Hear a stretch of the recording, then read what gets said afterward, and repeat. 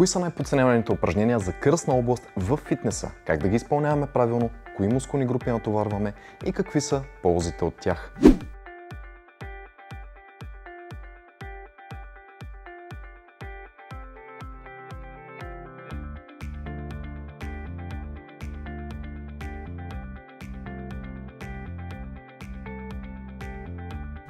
Добро утро!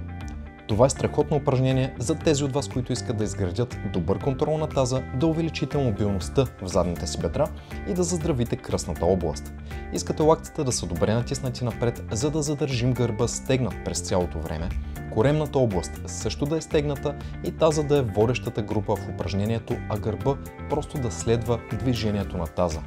Ако сте малко по-сковани или се притеснявате за кръста, същото движение може да направите от седнала позиция, за да изолирате движението и да имате по-добър контрол. С това движение тренираме главно седалището и задните бедра, заедно с коремните мускули и еректорите, мускулите на гръбначния стълб.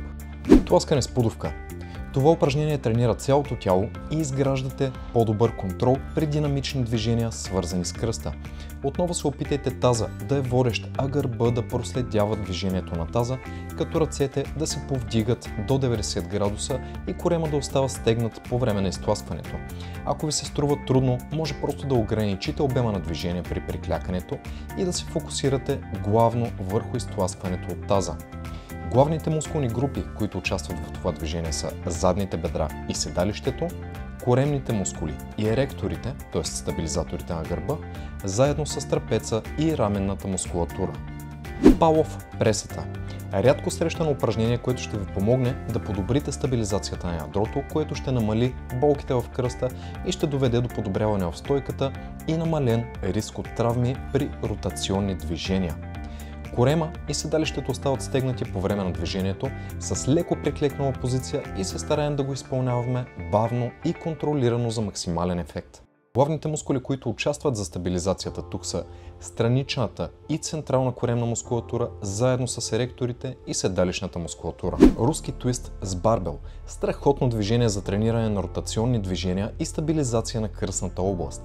Старайте се краката и торса да вървят в синхрон, темпото да е бавно и контролирано и да стягате коремната област преди изтласкването, за да изпълнявате движението безопасно. Главните мускули, които работят тук, са еректорите, стабилизиращите мускули на гърба и външните коси коремни мускули. Носене на тежест над глава. Стараем се тялото да остава в една права линия, корема да е стегнат и гърба изолиран. Това ще ви помогне да изправите стойката и да изградите стабилност в горната част на гърба и лопатките заедно с косите и правите коремни мускули. Обратно норвежко сгъване. Страхотно упражнение за развиване на мобилност в таза и долните крайници за тези от вас, които изпитват болка в кръста от ограничен обем на движение и скованост. Стараем се раменете да са натиснати надолу, гърба да следва движението на таза и силата да идва главно от сгъвачите на тазобедрената област. Ако ви е трудно, може да се улесните като поставите ластика около гърба и по този начин премахнете част от натоварването. С това движение натоварваме главно хипфлексорите, сгъвачите на таза, заедно с бедрената мускулатура и правите коремни мускули заедно с еректорите. Страничен планк. Едно от най-добрите и най-подценявани упражнения за кръстната област. Опитвайте се таза да остава на нивото на рамото и да сте в една права линия с лака точно под нивото на рамото за максимално натоварване без риск от травми. Ако ви е трудно, може да го направите с кръстосани крака на повдигната повърхност и след това да изпънете краката, когато ви стане лесно.